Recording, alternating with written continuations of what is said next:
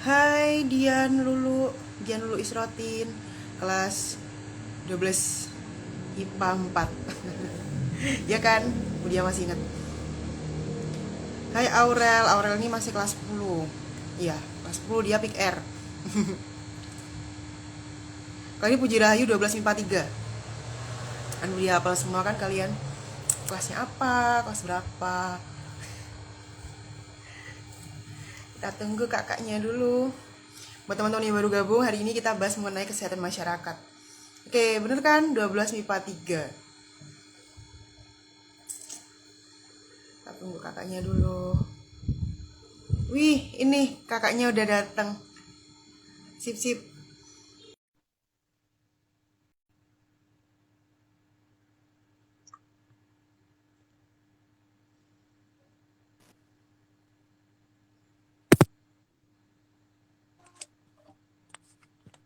Halo Mbak Asmi. Halo Mbak Dia. Aduh saya bingung nih, enaknya pakai headset apa enggak ya? Senyamannya aja. Hari ini aku nggak pakai headset karena sambil ngecas, jadi apa nggak bisa pakai tripod yang kecil. Hai. Hai, gimana kabarnya? Mbak Asmi apa Dek Asmi nih saya panggilnya? Aku panggilnya. Dek aja deh Mbak Dia, aku merasa masih kecil ya. Ya wes. Dek Asmi, oke, tak sapa dulu rek. Hari ini kita pakai bahasa Jawa campur ya. Biasanya saya kalau live kan aku agak formal. Hari ini kita santai. Oh iya, iya. Oke, oke, Sebenarnya oke. terima kasih sudah mengajak saya jadi partner gibah sore ini ya. Oke, Gibah. gibah gibah sing formal lagi. Oh iya. Gibah Gibah gibah rada bermanfaat ya Mbak. biar rada bermanfaat gitu. Oke, tak sapa dulu. Assalamualaikum warahmatullahi wabarakatuh, Dek Asmi. Assalamualaikum warahmatullahi wabarakatuh Mbak Dia. Oke, dan juga selamat sore buat teman-teman nanti yang join. Teman-teman kelas 12 maupun ya dari kelas 10, 11, 12 maupun yang udah lulus yang bakal join live ini, insya Allah kali ini kita dapat informasi lebih mengenai kesehatan masyarakat bersama Kak Asmi kayak gitu. Dek deh kalau saya manggilnya. Dek, kalau kalian manggilnya harus Mbak dong atau Bu nggak apa-apa. Kan panggil saya juga Bu tuh di sekolah. Boleh, boleh. Boleh, boleh. Sekarang kegiatannya Dek Asmi ngapain? Gimana Mbak Dia? Kegiatannya apa sekarang? Sehari-hari kegiatannya ngapain? Jadi sekarang saya bekerja. Hmm. Kalau weekday bekerja di eh, Dinas Kesehatan Kabupaten Malang. Ya itu aja sih Mbak kerjaan. Oh, Iya oh. dari pagi sampai sore.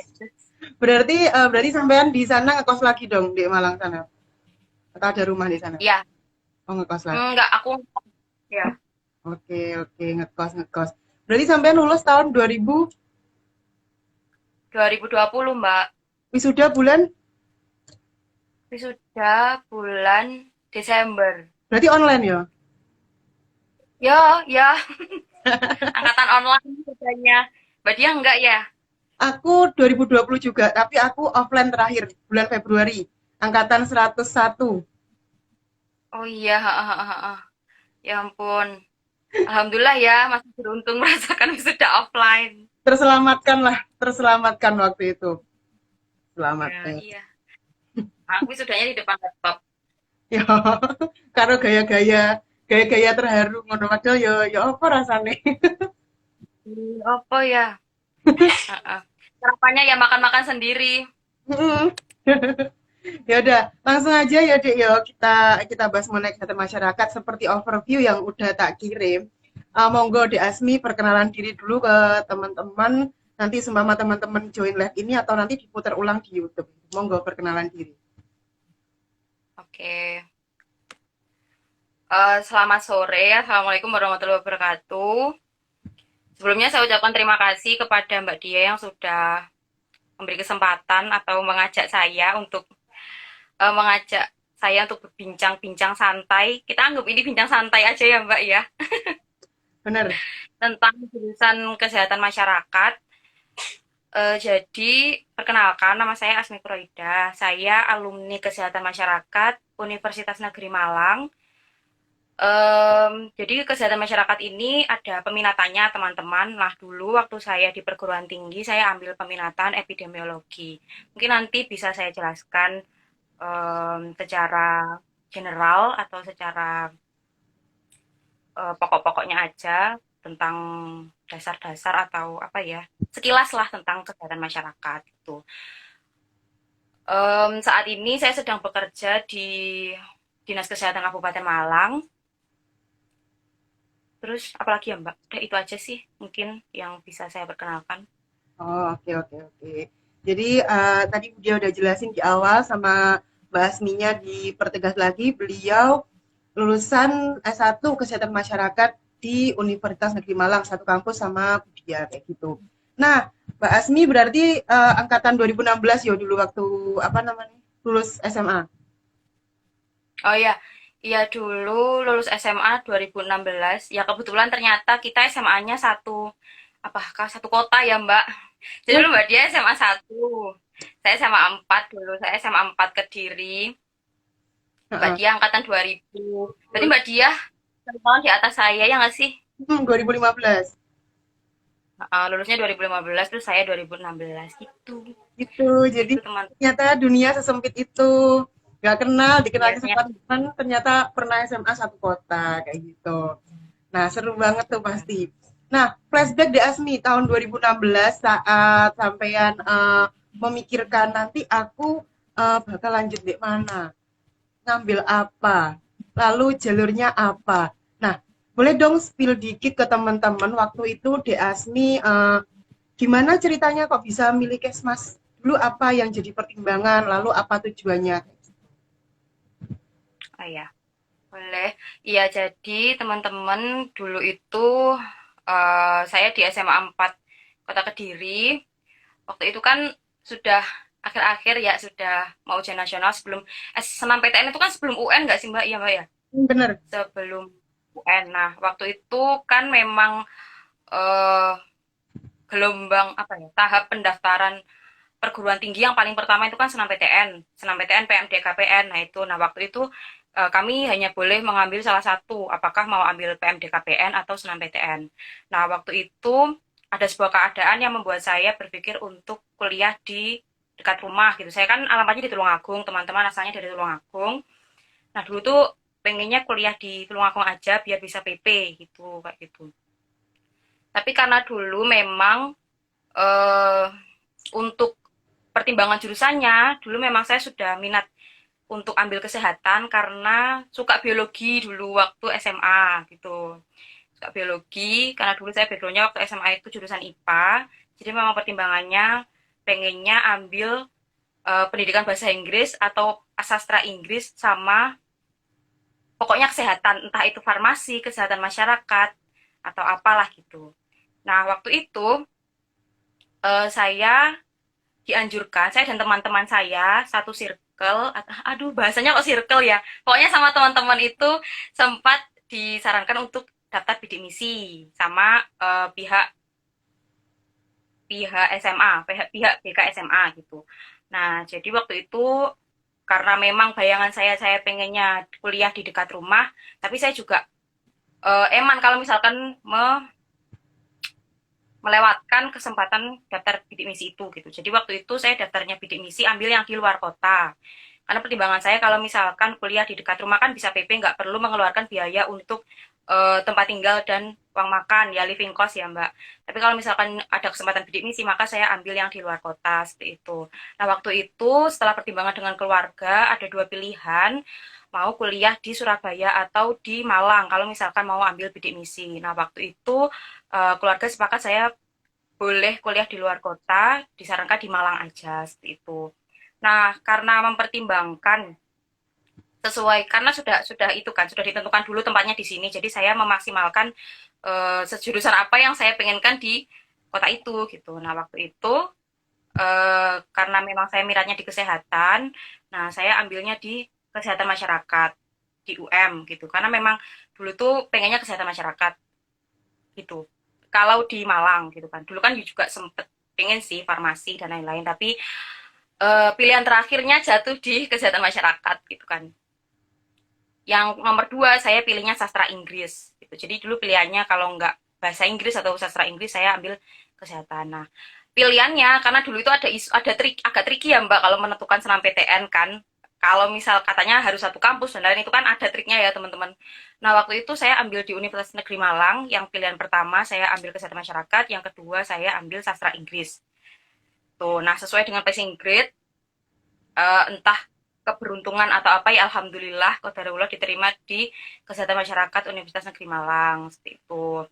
Nah dulu itu karena memang awalnya saya niatnya ingin kuliah di dekat rumah biar bisa PB dan nggak mengeluarkan living cost atau uang untuk tempat tinggal di sana. Karena memang alhamdulillahnya keterima di luar kota dan itu biaya pakai biaya pemerintah ya, pakai dana pendidikan pemerintah yaitu bidik misi. Jadi agak apa ya, agak berat sih. Ya hari ini saya akan menceritakan fakta ya teman-teman. Maksudnya mungkin kurang inspiratif atau bagaimana, tapi intinya yang saya ceritakan nanti itu apa yang flashback 4 tahun yang lalu gitu. Waktu saya menerima menjadi awardee ya, awardee beasiswa bidik misi gitu. Nah waktu itu karena saya anaknya sering overthinking ya. Nah waktu itu waktu jadi penerima beasiswa bidik misi itu bersyukur sekali, alhamdulillah karena saya memiliki kesempatan untuk kuliah di luar kota yang sebelumnya tidak menjadi pertimbangan untuk saya, tapi dengan bantuan dana dari pemerintah saya mendapatkan kesempatan untuk kuliah di luar kota untuk kuliah di jurusan yang saya inginkan gitu. Nah waktu itu tuh jadi karena saya mendapatkan beasiswa bidik misi, waktu itu saya berkomitmen dengan diri saya sendiri kalau karena ini memang pakai dana pemerintah, jadi saya pengennya selama saya kuliah saya aktif organisasi kayak gitu, seperti itu. Jadi backgroundnya flashback 4 tahun yang lalu saya menentukan kuliah di kesehatan masyarakat seperti itu sih. Sebenarnya waktu itu juga jurusan kesehatan itu kan banyak ya teman-teman, ada farmasi, ada kesehatan, ada kebidanan dan lain-lain. Karena memang saya sukanya biologi, jadi kesehatan masyarakat juga ada biologinya. Tapi kan kalau dipikir-pikir, kenapa sih Mbak nggak ambil kedokteran aja? Kenapa nggak ambil kebidanan? Kenapa nggak ambil jurusan yang mungkin lebih apa ya, lebih biologinya lebih kerasa, kalau kedokteran kan lebih kerasa ya. Nah waktu itu karena memang ada pertimbangan yang saya pertimbangkan. Seperti sebenarnya memang saya memberatkan untuk kuliah di dekat rumah, tapi karena memang waktu itu um, ada kesempatan dapat ambil bidik misi dan waktu itu saya agak realistis ya karena memang kalau misalkan kedokteran kan pasti passing grade-nya sangat tinggi. Saya juga mempertimbangkan kira-kira mana jurusan yang apa ya, saya kemungkinan keterima di situ gitu loh. Kan itu realita yang terjadi ya teman-teman. Memang kita dalam mendaftar ambil SNMPTN itu kan ambil mana yang kita inginkan. Tapi waktu itu memang jujur yang terjadi pada diri saya adalah saya pengennya ya sangat bersyukur kalau misalkan diterima gitu loh. Jadi saya memperkirakan kira-kira jurusan mana yang sesuai dengan nilai rapot saya atau yang kira-kira itu saya apa ya kemungkinan diterimanya lebih tinggi di situ ya. Bukannya saya sudah tahu kalau saya akan diterima di kesehatan masyarakat, tidak, tapi mau daftar ke dokteran itu karena memang apa ya waktu itu belum belum bisa menerima kalau saya ditolak gitu. Jadi saya memilih kesehatan masyarakat yang sesuai dengan keinginan saya dan agak realistis waktu itu. Tapi kalau misalkan teman-teman memang pengen kedokteran dan pengen daftar bidik misi kedokteran, ambil aja teman-teman. Saya memotivasi teman-teman untuk mengejar apa yang teman-teman inginkan. Itu Mbak, jadi Oke, latar belakang. motivasi banget tuh latar belakangnya unik waktu itu dengan pertimbangan. Aku dulu kayak gitu deh. Pengenku juga di sini di IAIN Kediri kan dekat rumahku tuh. Jadi dulu mikirnya tuh Nah, ada living cost karena waktu itu kan masih gencar banget kayak kayak berita-berita kalau kalau kos kuliah di luar kota tuh biayanya tuh banyak banget loh.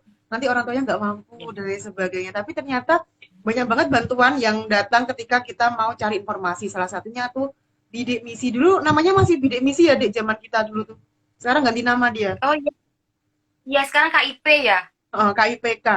Sekarang KIPK. Oh, Kak.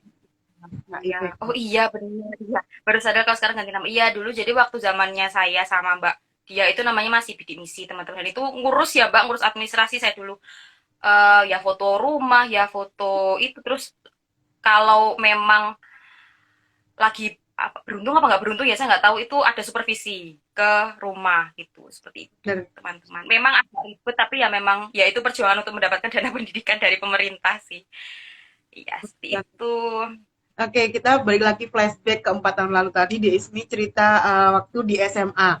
Nah, kita berbagi pandangan. Dulu ada banget waktu zamanku dulu ada anak yang masuk Kesmas UM.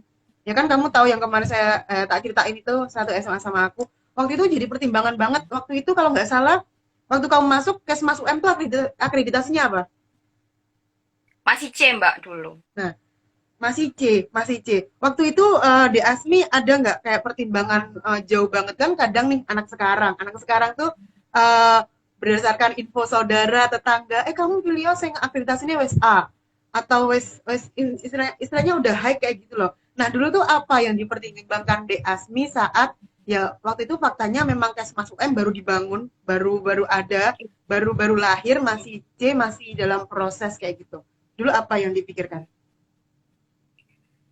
Kalau dulu Mbak, to be honest, jadi dulu itu saya tuh sempet kan ada, sebelum saya ambil eh, jurusan kuliah dulu tuh sempet diajak ke Malang sama kakak saya. Kebetulan kakak saya itu pacarnya itu anak UM, tapi jurusan lain, jurusan teknik elektro gitu. Nah, waktu itu saya tuh disarankan nanti kalau misalkan daftar kuliah ambil ini aja gitu kan. Cuma kebetulan saya tuh waktu SMA tuh nggak suka fisika, nggak suka fisika gitu. Jadi apa ya, nggak bisa mempertimbangkan. Soalnya kan saya yang menjalani ya, Mbak. Jadi saya juga nggak berani. Sebenarnya kalau sekarang waktu setelah kuliah 4 tahun itu saya sadar bahwa semua itu bisa dipelajari. Teman-teman yang ambil jurusan itu juga bukan orang yang master gitu loh, mereka juga belajar. Cuma karena mungkin saya mau ambil sesuatu yang saya sudah punya gambaran, saya mau menjalani itu gitu loh. Makanya saya ambil yang sesuai dengan apa yang saya sukai, yaitu pengen kesehatan, dan yang ada di Malang yaitu kesehatan masyarakat. Tuh. Nah, waktu itu memang saya tahu bahwa jurusan kesehatan masyarakat itu akreditasinya masih C. Tapi memang waktu itu pertimbangannya memang apa ya, ada sebuah keadaan yang membuat saya itu ya gimana ya, kayak mau mau nggak mau gitu loh, mau ambil itu, maksudnya mau ambil kesempatan bidik misi. Jadi kan memang dulu kan saya memberatkan pengen kuliah di rumah aja, kuliah di rumah, maksudnya kuliah yang bisa PP setiap hari. Tapi karena memang ini ada kesempatan bidik misi, jadi saya juga ambil, dan mana yang kemungkinan diterima seperti itu Mbak. Tapi ternyata setelah saya analisis lagi, justru waktu itu kesehatan masyarakat itu passing grade-nya tinggi. Karena mungkin karena dia jurusan baru, akhirnya banyak yang daftar gitu loh Mbak. Waktu itu. Beberapa tahun setelah saya daftar, itu kesehatan masyarakat sempat jadi nomor 2 tertinggi passing grade di UM setelah manajemen, terus sempat juga setelah teknik sipil gitu. Nomor 2 apa nomor 3 gitu saya lupa. Jadi waktu itu memang akreditasinya masih C, dan saya tahu, dan itu sudah menjadi pertimbangan keluarga, dan itu sesuai dengan keinginan saya, yang kira-kira saya yang kira-kira saya bisa menjalani, dan saya suka sama apa ya, ya itu sih dasarnya saya suka biologi, terus saya pengen kesehatan, mau ambil kedokteran terlalu riskan, nanti saya tidak siap ditolak gitu. Akhirnya ya udah ambil kesehatan masyarakat itu sih, dan alhamdulillah cocok sih waktu saya menjalani, maksudnya sesuai dengan bayangan saya itu sih. Terus Oke, ya alhamdulillahnya sebelum saya lulus akreditasinya sudah naik, dan banyaklah perkembangan sekarang di jurusan gitu, alhamdulillah banget. Oke, good banget tadi cerita yang menarik. Karena kadang orang itu terpaku sama keadaan saat ini. Contoh nih, saat ini bahkan ada loh Dek, kayak orang tuh nggak mau Bu di ini, soalnya dia masih B. Di sana loh udah A. Tapi lagi-lagi kita kan juga harus mempertimbangkan kemampuan kita dan segala pertimbangan lain yang ada di keluarga dan lain sebagainya kayak gitu. Jadi dari pengalamannya Mbak Asmi, teman-teman tidak perlu takut bahwasanya kalau prodi yang kamu pilih masih akreditasinya nggak sesuai dengan keinginanmu, percayalah, kampus negeri itu tidak akan membiarkan salah satu prodinya itu tertinggal lama-lama. Kayak contoh psikologi ya, kemarin psikologi waktu aku masuk itu masih C, tapi selang 2 tahun dia udah jadi B kayak gitu. Kayaknya sekarang proses jadi A.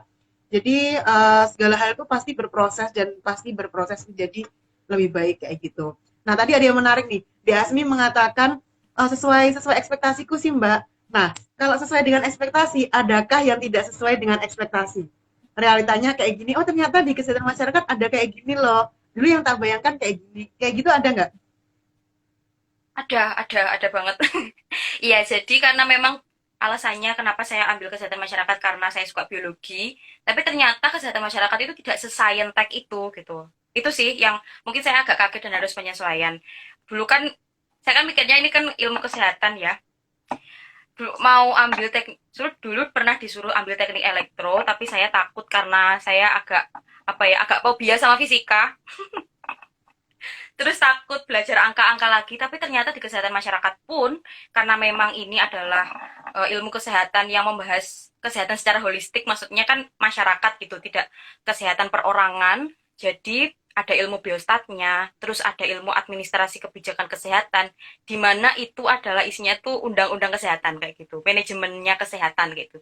Nah, itu kan soshum, Mbak, manajemennya kesehatan. Jadi itu sih yang saya harus beradaptasi lagi, tapi alhamdulillahnya aplikasinya selama itu berbau kesehatan saya masih bisa menjalani, masih bisa survive lah seperti itu karena sesuai dengan pilihan saya gitu. Oh oke. Seperti itu. Jadi apa bisa dikatakan bahwasanya kesehatan masyarakat ini seperti contohnya kalau kita analogi ya, seperti manajemen tapi ngambil spesialisnya di kesehatan. Kayak gitu nggak sih? Kan kita bukan yang ngebedah-ngebedah orang tuh. Kayak gitu nggak? Ya, Atau ya, ya.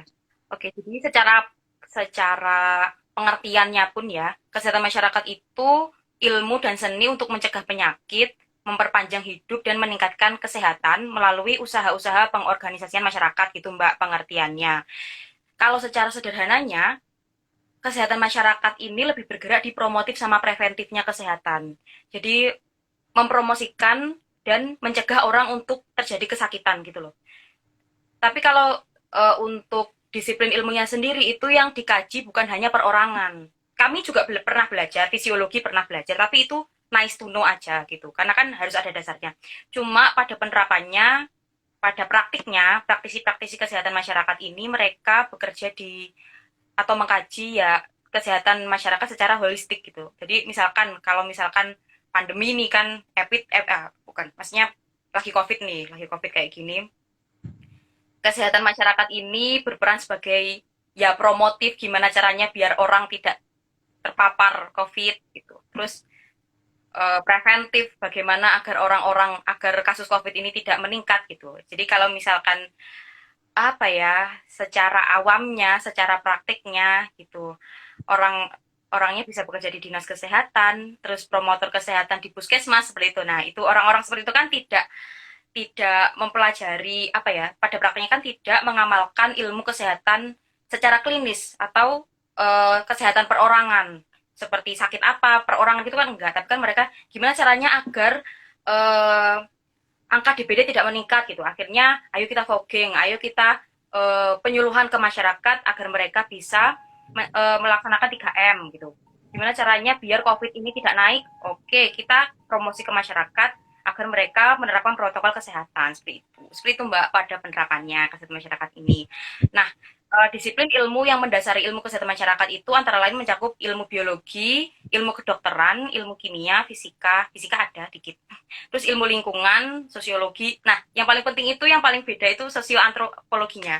Jadi karena memang kesehatan masyarakat ini secara holistik, kalau misalkan ada masalah misalkan DBD, nah itu kita juga mempelajari ilmu perilaku dari masyarakat itu sendiri.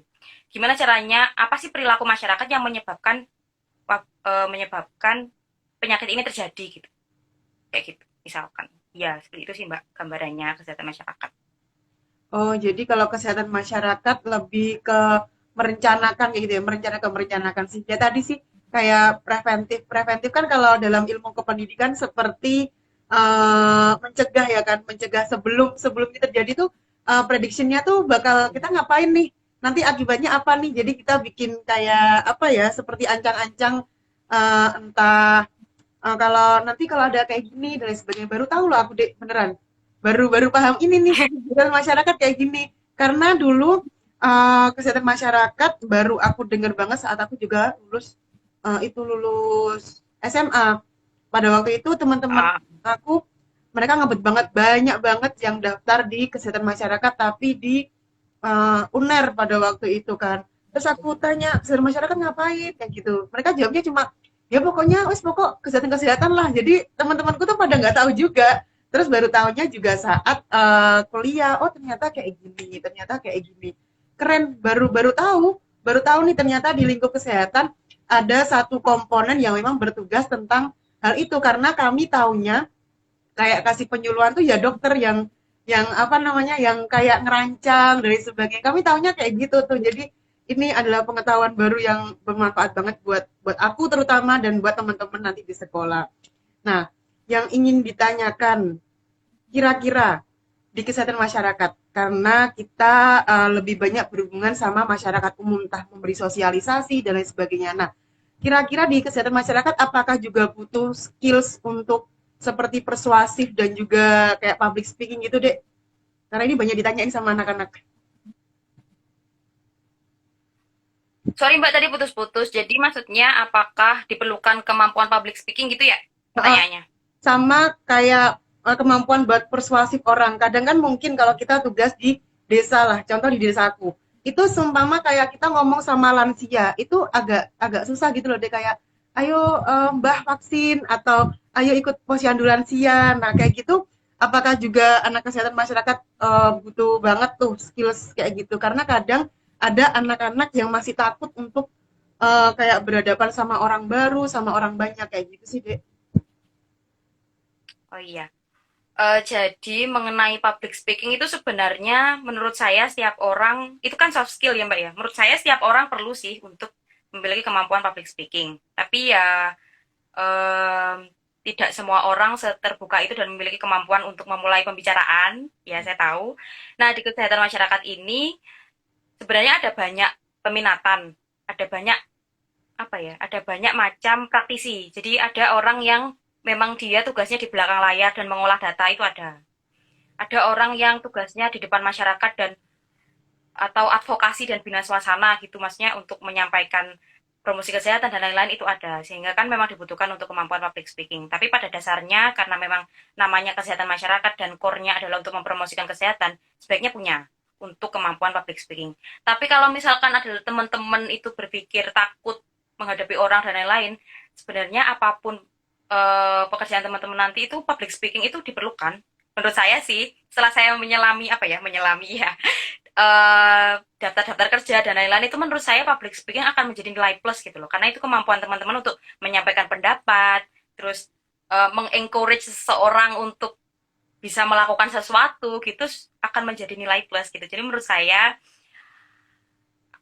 teman-teman masuk atau tidak masuk di kesehatan masyarakat menurut saya perlu sih untuk mencoba untuk berani bisa public speaking seperti itu tapi memang kalau kesehatan masyarakat ini ada sih memang promosi kesehatan yang membuat teman-teman agak apa ya agak disarankan untuk bisa menyampaikan promosi kesehatan di depan banyak orang. Tapi juga tidak menutup kemungkinan teman-teman bekerja di belakang layar yang menjadi pengolah data itu ada, yaitu peminatan biostatistik, epidemiologi juga gitu diajari mengolah data. Itu sih, Mbak. Oh, oke. Jadi itu informasi dari Kak Asmi teman-teman bahwasannya setiap pekerjaan memang punya resiko untuk berhadapan sama orang karena ya memang kayak gitu ya minimal lah kita berbicara sama rekan kerja nggak mungkin satu ruanganmu tuh cuma satu orang dua orang kecuali kita udah branch manager atau yang satu ruangan buat kita sendiri kadang kan kalau sama di kayak guru ya dek ya itu kan satu ruangan nggak mungkin cuma dua orang tiga orang pasti kan banyak orang dan butuh sosialisasi begitupun juga mungkin di dinas kesehatan kita pasti satu ruangan dengan beberapa orang kayak gitu. Nah tadi ada yang menarik. Ini berhubungan sama kata-kata di Asmi waktu awal tadi.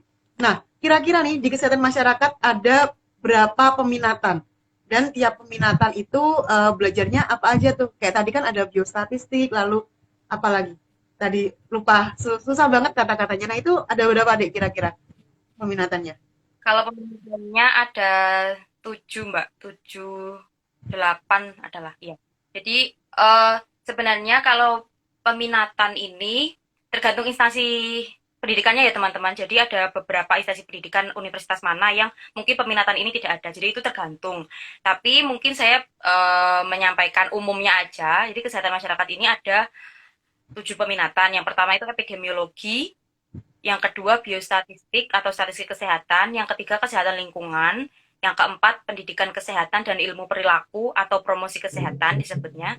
Terus yang kelima itu administrasi kebijakan kesehatan, yang keenam ada gizi masyarakat, yang ketujuh kesehatan kerja, keselamatan dan kesehatan kerja. Terus kalau misalkan ada itu ada kesehatan reproduksi. Nah, untuk gambaran umumnya mungkin kalau yang epidemiologi itu yang saya pelajari, jadi saya kan 4 tahun kuliah itu saya peminatannya waktu di semester 5 dan 6. Sebenarnya tujuan peminatan ini kalau dulu kami diberitahu oleh dosen kami itu adalah memudahkan kami dalam mengambil konsentrasi untuk skripsi kami gitu. Jadi pada dasarnya seorang lulusan kesehatan masyarakat itu nanti akan mendapatkan dasar-dasar kesehatan masyarakat dari semester 1 sampai semester 4, di mana itu mencakup mata kuliah yang kami harus tahu gitu. Kayak dasar-dasarnya promosi kesehatan, dasar-dasarnya epidemiologi ya kami dikasih dari semester 1 sampai semester 4. Nah, dari terus semester 5 6 itu kami dibagi dari beberapa peminatan sesuai dengan minat kami yang itu memudahkan skripsi kami nanti kayak gitu. Nah, kalau untuk yang epidemiologi ini menurut saya ini peminatan yang paling apa ya, yang mungkin agak dekat sama pengetahuan kedokteran ya, karena epidemiologi ini mempelajari tentang apa ya, patofisiologi penyakit, etiologi penyakit gitu. Tapi mungkin lebih ke masyarakatnya. Jadi misalkan nih mempelajari tentang penyakit demam berdarah gitu. Nah, kita mempelajari tentang patofisiologi itu bagaimana penyakit itu bisa terjadi dari mulai anunya masuk apa ya, dari mulai penyakit itu masuk terus infeksi dan lain-lain sampai terjadinya sebuah penyakit, sampai terjadinya sebuah gejala kumpulan gejala penyakit. Nah, itu kayak gitu tuh di epidemiologi. Terus di epidemiologi juga kita belajar tentang lebih ke praktik sih dulu kami praktikumnya ya praktik tentang kecacingan yang terjadi pada manusia, terus praktik-praktik tentang apa ya mempelajari morfologinya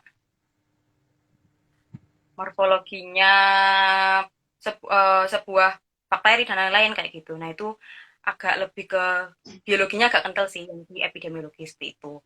Terus yang di statistik kesehatan sesuai dengan namanya, nah ini adalah penerapan dari ilmu statistik tapi dikhususkan untuk kesehatan. Jadi kalau misalkan nih ada COVID gitu, nah kita menghitung apa ya, menghitung tentang data-data kesehatan seperti itu, data-data COVID terus diolah sampai akhirnya bisa menjadi sebuah informasi kesehatan seperti itu kalau untuk biostatistik.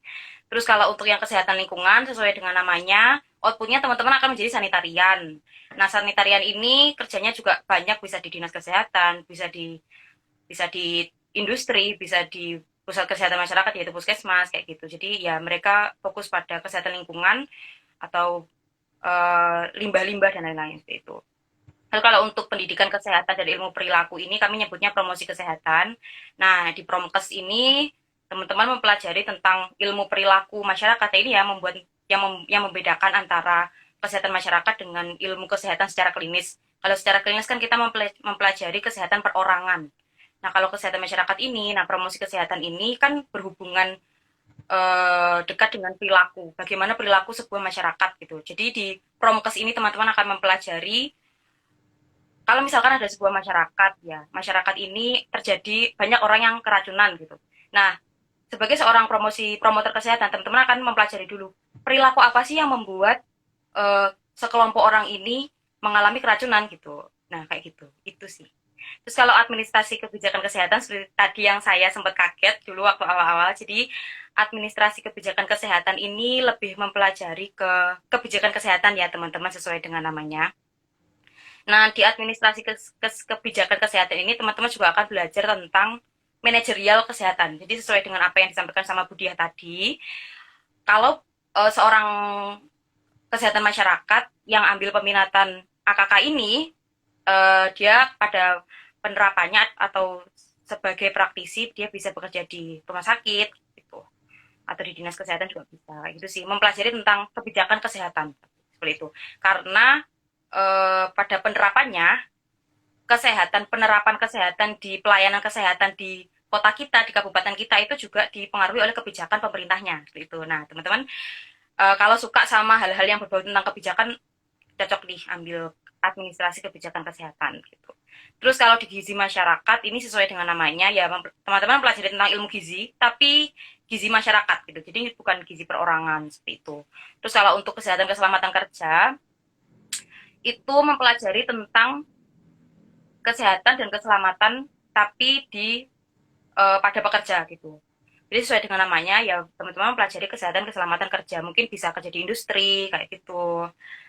Itu di rumah sakit juga bisa. Terus kalau yang terakhir itu kesehatan reproduksi. Nah, sesuai dengan namanya, nah itu mempelajari tentang kesehatan reproduksi pada manusia atau kesehatan ibu dan anak itu sih.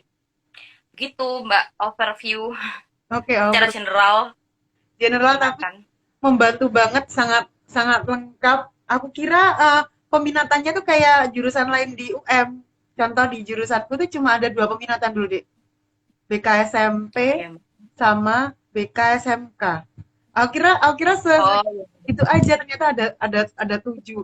Nah, kira-kira nih waktu dulu milih kan di semester 5. Kalian dulu boleh milih sesuai dengan keinginan atau masih ada kayak disaring dulu berdasarkan nilai kayak gitu nggak sih?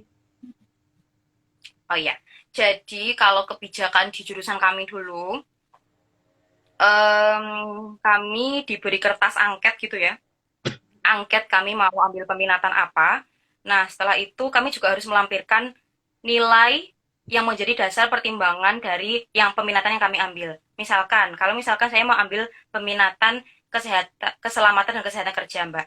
Dulu waktu semester 1 sampai 4 kami itu mendapatkan dasar dari peminatan itu semua. Jadi ada dasar epidemiologi ada, dasar kesehatan reproduksi ada, dan itu akan berpengaruh kepada peminatan yang kami ambil nanti gitu. Misalkan saya ambil K3, peminatan K3. Nah, itu kami harus melampirkan nilai dasar K3 saya waktu saya dulu di semester 1 sampai 4 seperti itu.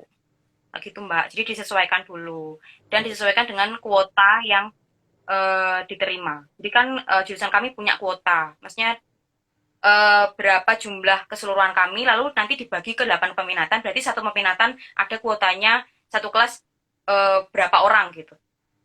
Jadi kalau misalkan saya ambil K3, nilai saya segini, terus ada teman saya yang ambil K3 juga tapi nilainya lebih tinggi. Nah, masih mungkin kalau misalkan ternyata saya diterimanya di peminatan saya pilihannya kedua karena memang nilai saya belum mumpuni untuk bersaing dengan teman-teman yang ambil peminatan K3 yang lain kayak gitu sih. Oh, oke.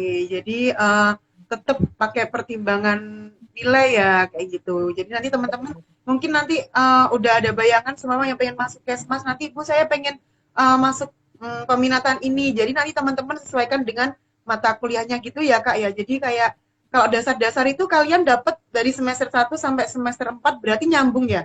Kayak dasar anu satu, dasar itu tadi itu dua kayak gitu nggak sih judulnya mata kuliahnya dulu?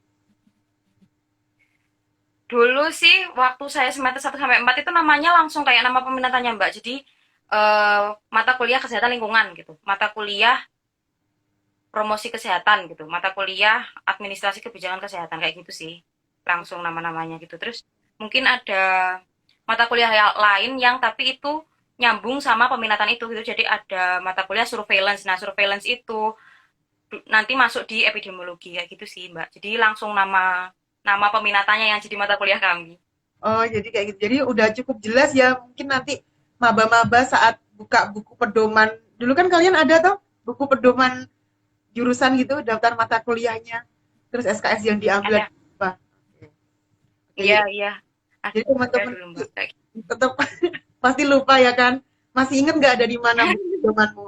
Aduh, 4 tahun yang lalu aku buku bimbingan skripsi aja nggak tahu ini masih ada apa enggak.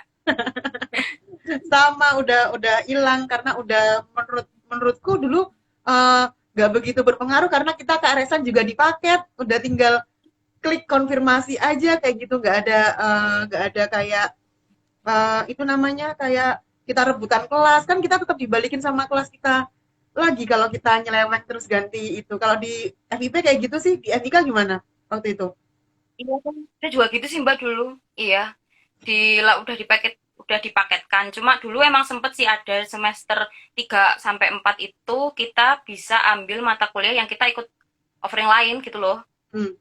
Atau milih, oh di semester 5 6 Mbak, saya bisa milih matkul tambahan. Kayak gitu, milih matkul lain. Jadi dulu saya sempet ikut matkul, tapi ikut peminatan lain. Itu matkul apa ya saya ambil?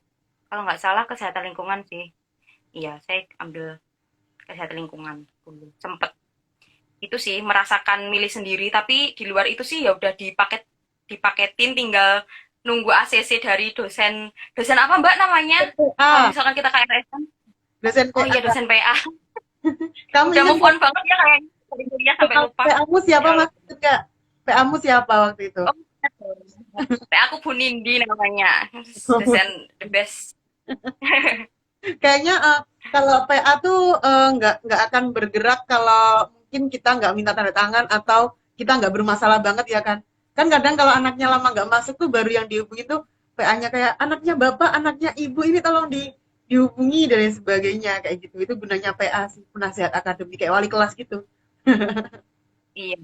Iya itu sih aku dulu agak menyayangkan soalnya apa ya menurutku PA itu bisa kita maksimalkan gitu maksudnya bukan maksimalkan gimana-gimana ya maksudnya bisa kita itu kan tergantung kembali ke mahasiswanya masing-masing Mbak. Sebenarnya kan dosen itu kan secara fungsional adalah beliau adalah apa ya fasilitator kita yang harus proaktif gitu kan dulu kan seharusnya seperti itu teorinya tapi ya karena kita terbiasa dengan sekolah 4 tahun apa yang disuruh yaitu yang kita kerjakan itu terbawa kadang sampai kuliah nah menurut saya PA itu bisa kita maksimalkan dengan cara apa ya konsultasi teman-teman konsultasi dari awal gitu maksudnya dulu sih saya tuh pengennya kalau misalkan diulang kembali gitu ya, saya akan memaksimalkan curhat sama dosen PA saya. Bu, saya kuliah pengen begini-begini, nanti saya pengen berkarir seperti ini. Kira-kira, kan beliau yang sudah merasakan perguruan tinggi lebih dulu ya.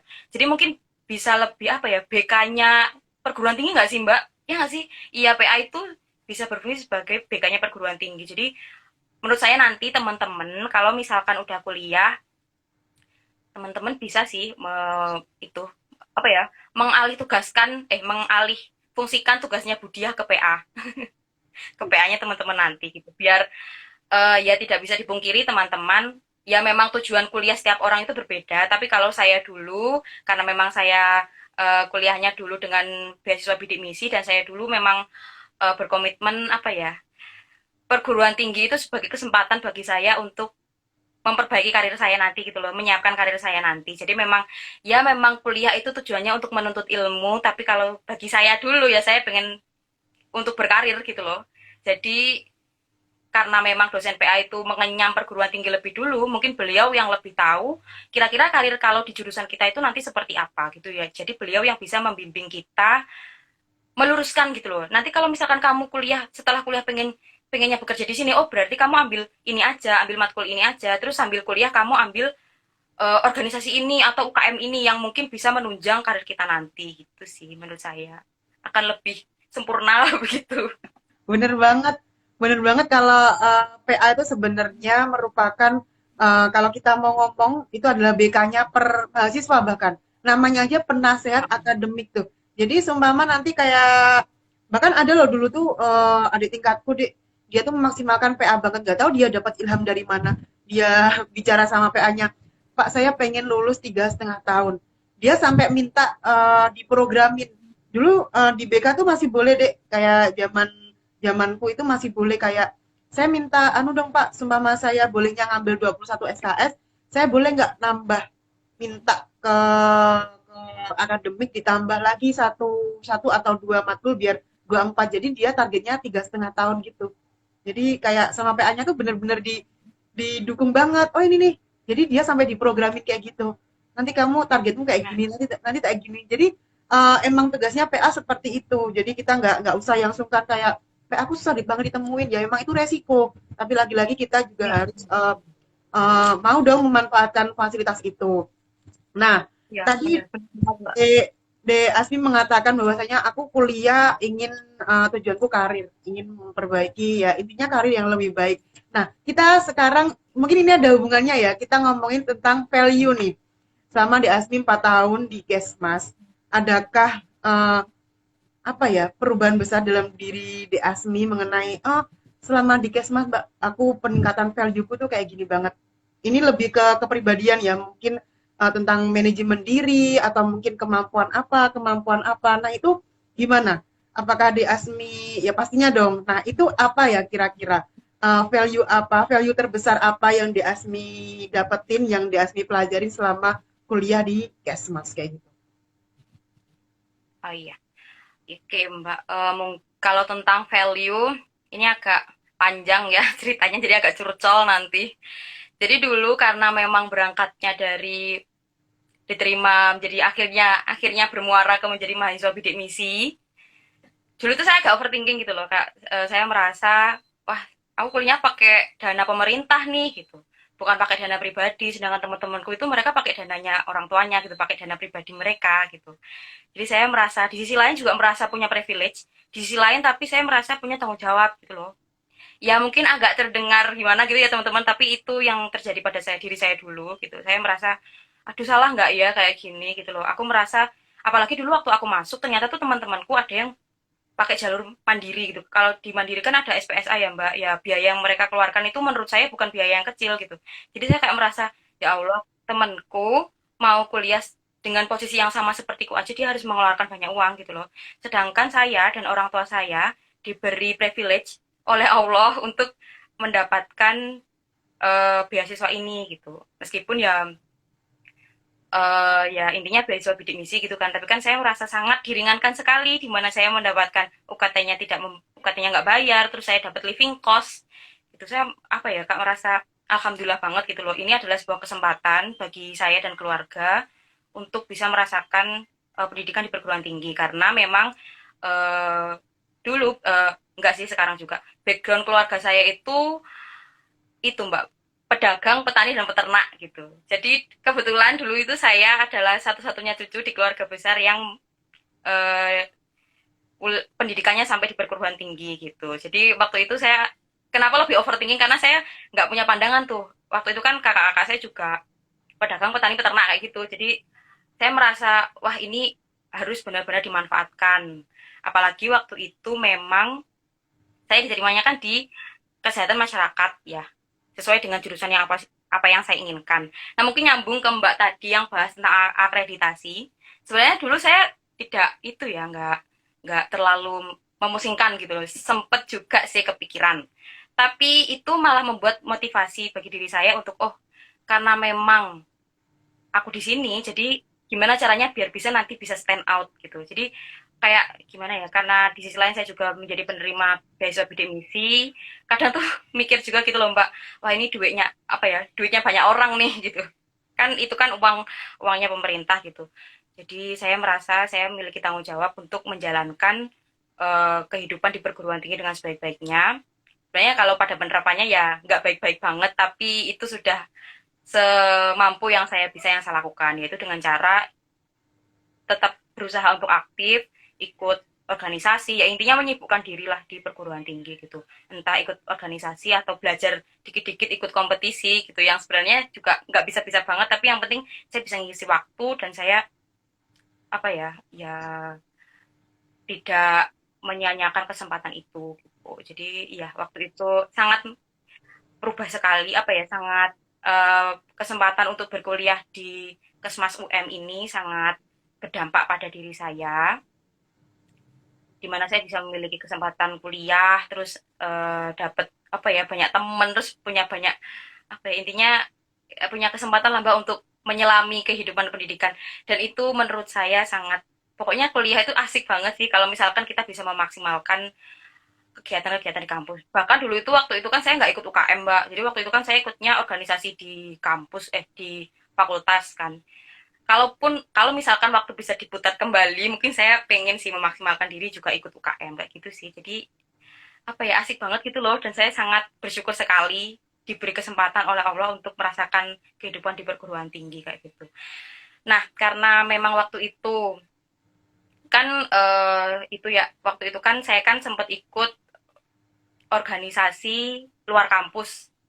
namanya tuh Ikatan Senat Mahasiswa Kesehatan Masyarakat Indonesia gitu Mbak. Nah sebelum ikut itu saya tuh ikut forumnya gitu, ikut forumnya pertemuan di luar kota. Nah saya kan ketemu tuh sama teman-teman sesuai dengan jurusan saya, tapi mereka dari kampus lain gitu. Nah saya merasa Itu menjadi motivasi saya gimana caranya biar bisa stand out gitu, biar gimana caranya biar bisa kelihatan. Jadi waktu itu ya intinya saya memaksimalkan waktu sebagaimana yang saya bisa, ikut menyibukkan diri. Terus ya ya pasti ada sih waktu-waktu untuk apa ya kayak capek gitu kayak misalkan ya cuma apa ya belajar seadanya gitu juga iya belajar di bangku kuliah juga ya cuma saya memaksimalkan diri gimana caranya biar bisa tetap aktif aja kayak gitu sih Mbak. Oke, jadi keren banget tuh teman-teman, Kak Asmi. Eh, apa namanya memaksimalkan kuliah di perguruan tinggi itu bukan hanya tentang belajar aja, jadi ikut organisasi, ikut ikut apa forum di luar kampus, lalu organisasi eksternal kayak gitu. Nah, info yang menarik nih tentang De Asmi berdasarkan info dari Dek Lita, ini anaknya lagi nonton nih. Kita sapa deh. Lita Safira Yuli Rahmawati. Nah, dulu Dek, Insya Allah.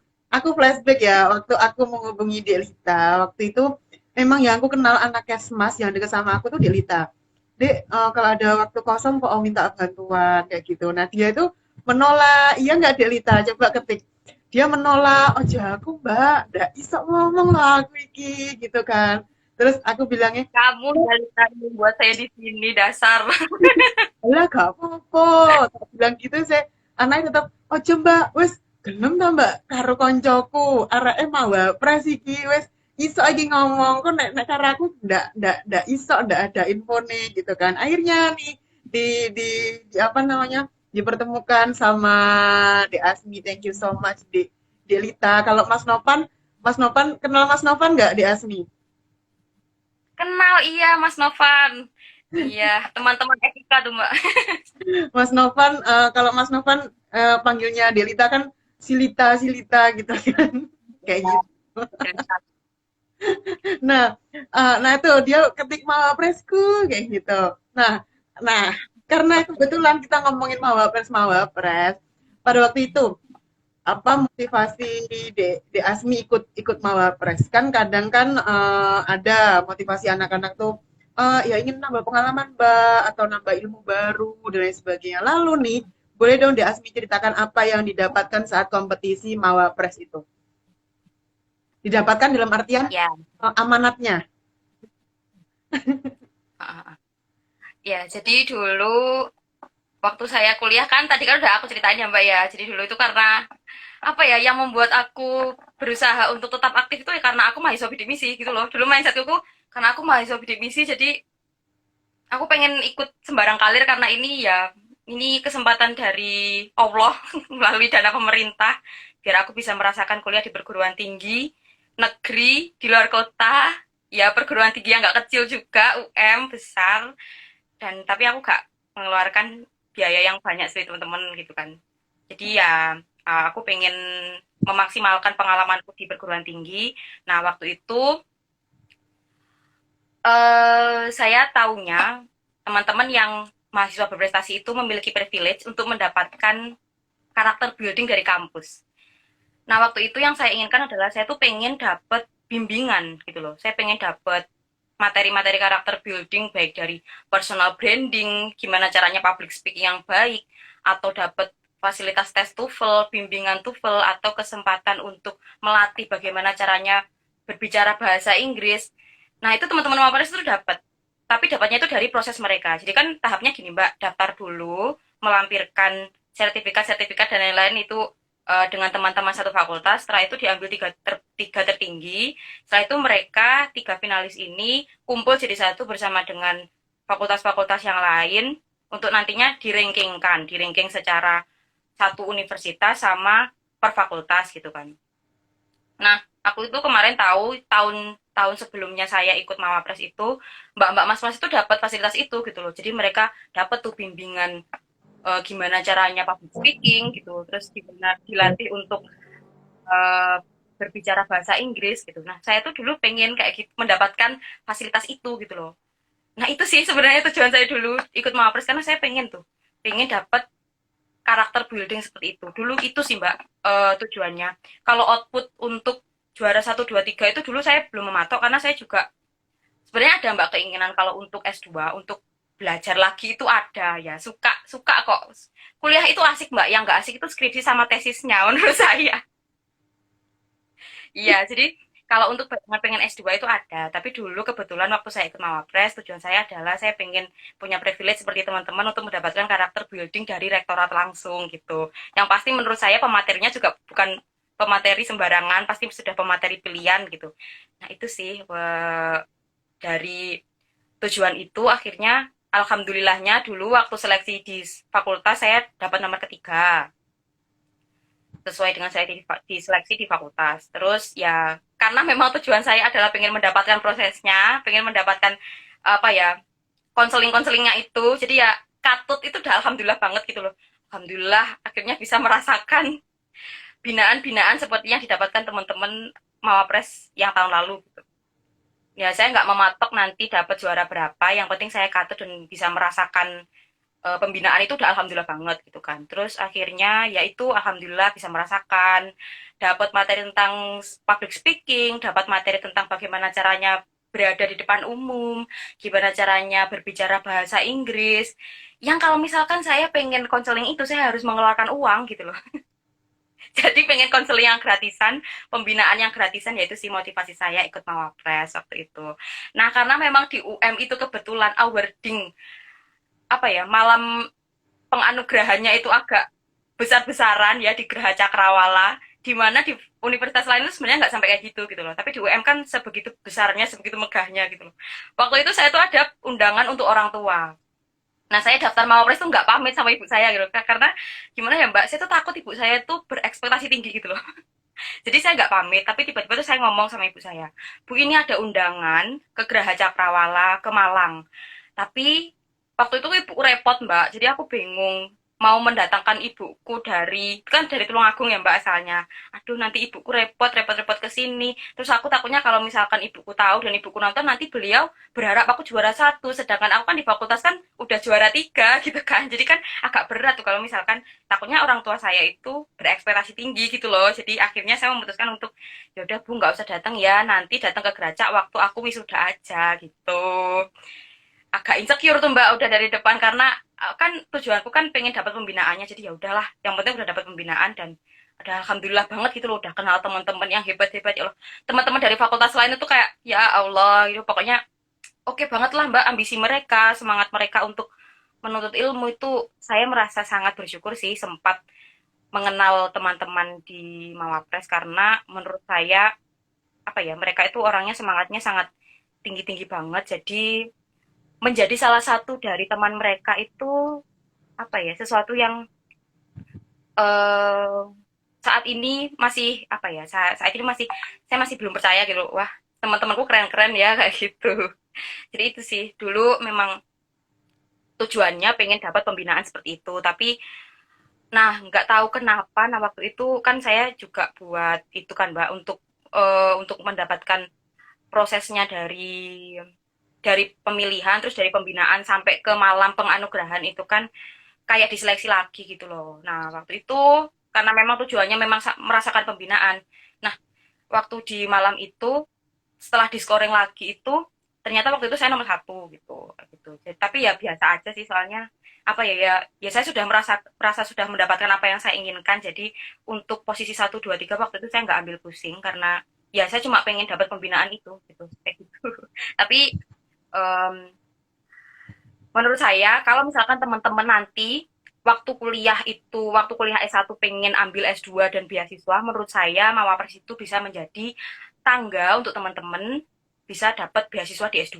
Nah, itu sudah terbukti di teman saya. Jadi teman saya itu ada saya punya teman Mbak namanya Zahra. Nah, itu juga sama-sama anak IKM. Nah, dia itu waktu itu Mawapres 2 nomor 2. Nah, saat ini dia dapat beasiswa LPDP gitu. Nah, itu dulu itu sebelum terpilih jadi mawapres itu prosesnya panjang teman-teman jadi kayak harus aktif di fakultas harus aktif di universitas dapat sertifikat sampai itu nanti bisa jadi pertimbangan pihak fakultas untuk memilih kami menjadi kandidat mawapres di fakultas kayak gitu itu teman-teman.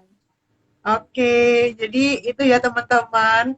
Saat kita kuliah, kita harus memanfaatkan sebanyak-banyaknya kesempatan yang datang ke kita. Usia 18 sampai 20-an awal, kita nggak boleh menyanyiakan kesempatan yang datang. Karena itu nggak akan datang lagi. Karena kalau kita lepas, itu away aja dia. Kita nggak sabet, itu away aja. Itu cuma satu kali kesempatan seumur hidup. Dulu ada deh adik kelasku ya BK juga Mawapres, kenal Aris nggak? Dek Aris. Atau mungkin di bawahnya lagi ya dia. 2017 dia tuh. Nggak tahu Mawapres Mawapresnya apa di bawahmu kayak gitu? Saya nggak pernah ngikutin Mawapres sih. Mas Aris. Berarti di Aris apa Mas Aris ya, Mbak? 2017 ya? Berarti di Oh, bawah aku. di Aris sekarang dia kayaknya mungkin LPDP juga, sekarang S2 BK juga di UM kayak gitu.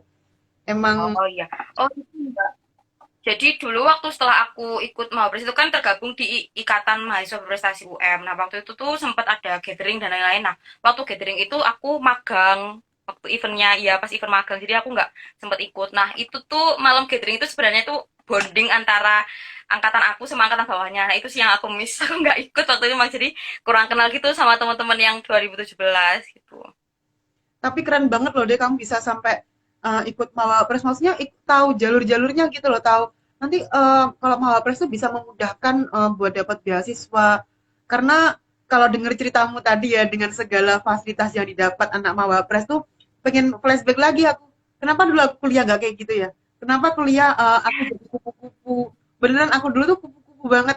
Jadi tiap minggu tuh pulang ke Kediri. Jadi kayak nggak ada waktu, bukan nggak ada waktu, emang aku tidak menyisihkan waktu, tidak meluangkan waktu untuk ikut pengalaman-pengalaman yang kayak gitu. Baru kayak kayak apa ya, hatiku barusan kayak ya Allah lapo aku biar gak ngono ya, lapo sih kok gak kayak gini kayak gitu. Karena dulu tuh aku sama teman-temanku taunya Mawapres itu repot. Wes gitu tok dulu tuh taunya repot-repot terus anu kok apa gak iso rada santai ya, biasalah emang orang yang nggak tahu tuh memang memang kayak gitu pemikirannya tuh, yang dipikirin tuh yang negatif-negatif aja karena ya karena kurang info aja, kurang kurang menggali informasi.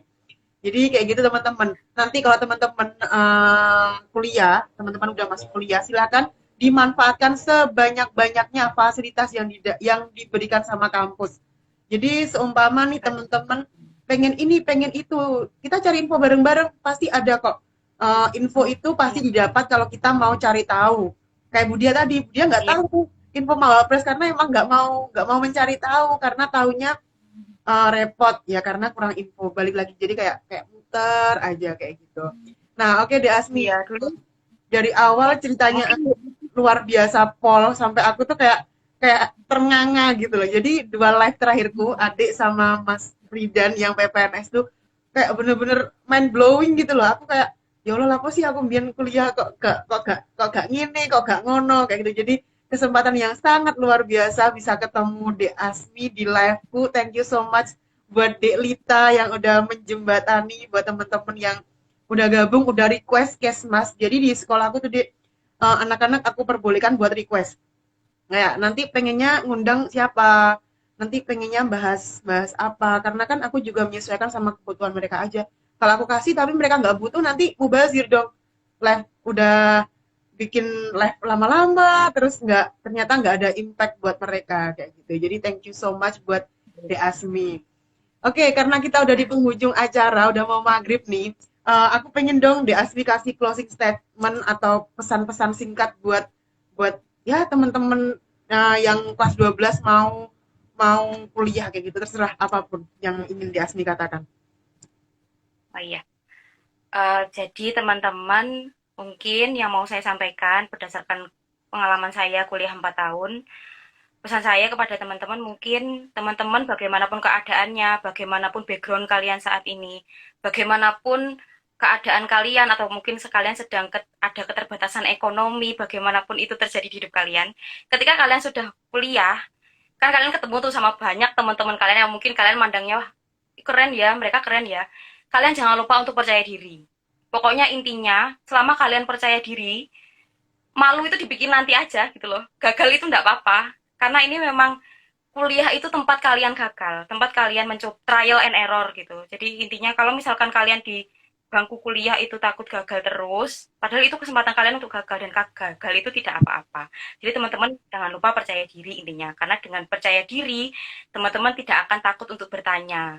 Nah, dengan teman-teman tidak takut untuk bertanya, semakin banyak informasi dan pengalaman yang bisa teman-teman dapatkan. Seperti itu sih Mbak. Karena menurut saya percaya diri itu Kalau misalkan teman-teman nanti di organisasi atau di mana ketika di bangku kuliah itu lihat teman-teman kalian yang lebih keren, sebenarnya mereka itu sama kayak teman-teman, cuma mereka tuh lebih pede daripada kalian gitu sih. Jadi intinya kalau nanti kalian kuliah pede aja, jangan takut gagal gitu.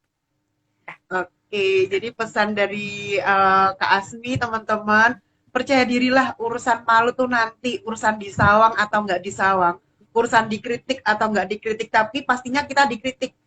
Dan itu juga nggak penting kalau nggak membangun kayak gitu. Jadi buat teman-teman sekarang yang besok mulai pendaftaran SNMPTN, semangat, semangat, semangat. Yang belum beruntung masuk eligible, masih ada SBMPTN. Yang mau coba keep kuliah, silahkan dicoba, manfaatkan semua kesempatan dari negara.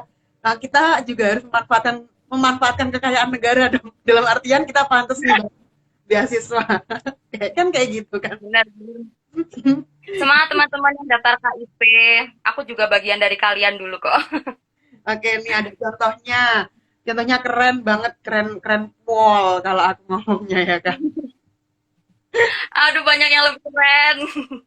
Oke, deh Asmi, kita nanti aku izin save ini ya. Nanti aku upload di YouTube. Jadi nanti teman-teman kelas 12 yang pengen putar ulang, mereka gampang aja tinggal tinggal play ulang kayak gitu. Ya, terima kasih ya Mbak. Ya Allah, saya sangat terharu sekali dapat kesempatan bergibah bermanfaat sore hari ini. Semoga bisa membantu teman-teman yang mungkin lagi kebingungan atau apa ya. Semoga apa yang saya sampaikan tadi bermanfaat untuk teman-teman. Amin, amin. Oke deh, di akhir nih aku screenshot.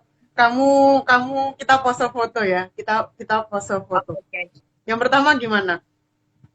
Oke, oke. Gimana nih? Sembarang ya, sembarang. Dia miring-miring Mbak. Ya miring. Kan kalau kita miring kan hidung kita lebih mancung. Ini posisi saya agak tirusan sih kalau miring daripada nengah gini. Oke, oke, oke. Bentar, bentar. Oke.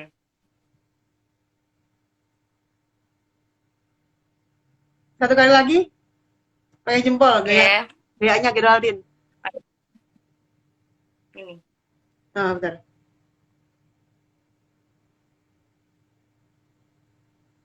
Oke, thank you so much, De Asmi. Semoga kebaikannya De Asmi sore ini dibalas sama Allah. Semoga sehat selalu, lancar rezeki, sukses kerjaan, semua dimudahkan. 2022 incredible, semua yang disemogakan di dalam Amin. 2022.